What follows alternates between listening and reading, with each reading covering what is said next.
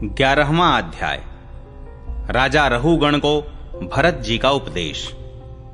जड़ भरत ने कहा, राजन, तुम अज्ञानी होने पर भी पंडितों के समान ऊपर ऊपर की तर्क वितर्क युक्त बात कह रहे हो, इसलिए श्रेष्ठ ज्ञानियों में तुम्हारी गणना नहीं हो सकती। तत्वज्ञानी पुरुष इस अविचार सिद्ध स्वामी सेवक आदि व्यवहार को तत्व विचार के समय सत्य रूप से स्वीकार नहीं करते। लौकिक व्यवहार के समान ही वैदिक व्यवहार भी सत्य नहीं है, क्योंकि वेद वाक्य भी अधिकतर गृहस्थ जनोचित यज्ञ विधि के विस्तार में ही व्यस्त हैं। राग द्वेषादि दोषों से रहित विशुद्ध तत्व ज्ञान की पूरी अभिव्यक्ति प्रायः उनमें भी नहीं हुई है। जिसे गृहस्थोचित यज्ञादि कर्मों से प्राप्त होने वाला स्वर्गादि सुख स्वप्न के समान हेय नहीं जान पड़ता, उसे तत्व ज्ञान कराने में साक्षात उपनिषद वाक्य भी समर्थ नहीं है। जब तक मनुष्य का मन सत्व, रज अथवा तमोगुण के वशीभूत रहता है, तब तक वह बिना किसी अंकुश के उसकी ज्ञानेंद्रिय और कर्मेंद्रियों से शुभाशुभ कर्म कराता रहता है। यह मन वासनामय, विषयासक्त, गुणों से प्रेरित, विकारी और भूत एवं इंद्रिय रूप 16 कलाओं में मुख्य है। यही भिन्न भिन्न नामों से देवता और मनुष्यादि रूप धारण करके शरीर रूप उपाधियों के भेद से जीव की उत्तमता और अधमता का कारण होता है। यह मायामय मन संसार चक्र में छलने वाला है। यही अपनी देह के अभिमानी जीव से मिलकर उसे कालक्रम से प्राप्त हुए सुख दुख और इनसे व्यतिरिक्त मोह रूप अवश्यंभावी फलों की अभिव्यक्ति करता है।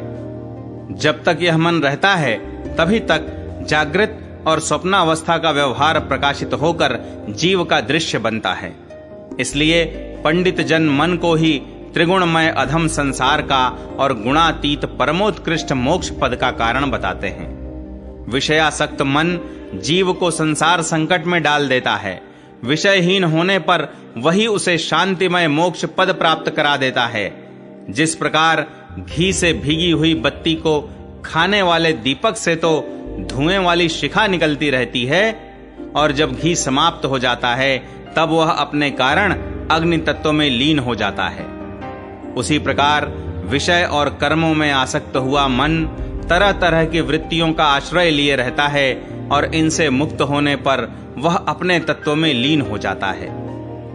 वीरवर, 5 कर्मेंद्रिय, 5 ज्ञानेंद्रिय और 1 अहंकार, ये 11 मन की वृत्तियां हैं तथा 5 प्रकार के कर्म, 5 तन्मात्र और 1 शरीर, ये 11 उनके आधारभूत विषय कहे जाते हैं। गंध, रूप, स्पर्श, रस और शब्द, ये 5 ज्ञानेंद्रियों के विषय हैं। मल त्याग, संभोग, गमन, भाषण और लेना देना आदि व्यापार, ये 5 कर्मेंद्रियों के विषय हैं तथा शरीर को यह मेरा है इस प्रकार स्वीकार करना अहंकार का विषय है। कुछ लोग अहंकार को मन की 12वीं वृत्ति और उसके आश्रय शरीर को 12वां विषय मानते हैं। यह मन की 11 वृत्तियां द्रव्य, स्वभाव, आशय, कर्म और काल के द्वारा सैकड़ों, हजारों और करोड़ों भेदों में परिणत हो जाती हैं, किंतु इनकी सत्ता क्षेत्रज्ञ आत्मा की सत्ता से ही है, स्वतः या परस्पर मिलकर नहीं है। ऐसा होने पर भी मन से क्षेत्रज्ञ का कोई संबंध नहीं है। यह तो जीव की ही माया निर्मित उपाधि है। यह प्रायः संसार बंधन में डालने वाले अविशुद्ध कर्मों में ही प्रवृत्त रहता है। इसकी उपर्युक्त वृत्तियां प्रवाह रूप से नित्य ही रहती हैं। जागृत और स्वप्न के समय वे प्रकट हो जाती हैं और सुषुप्ति में छिप जाती हैं। इन दोनों ही अवस्थाओं में क्षेत्रज्ञ, जो विशुद्ध चिन्मात्र है, मन की इन वृत्तियों को साक्षी रूप से देखता रहता है। यह क्षेत्रज्ञ परमात्मा सर्वव्यापक, जगत का आदि कारण, परिपूर्ण, अपरोक्ष, स्वयं प्रकाश, अजन्मा, ब्रह्मादि का भी नियंता और अपने अधीन रहने वाली माया के द्वारा सबके अंतःकरणों में रहकर जीवों को प्रेरित करने वाला समस्त भूतों का आश्रय रूप भगवान वासुदेव है।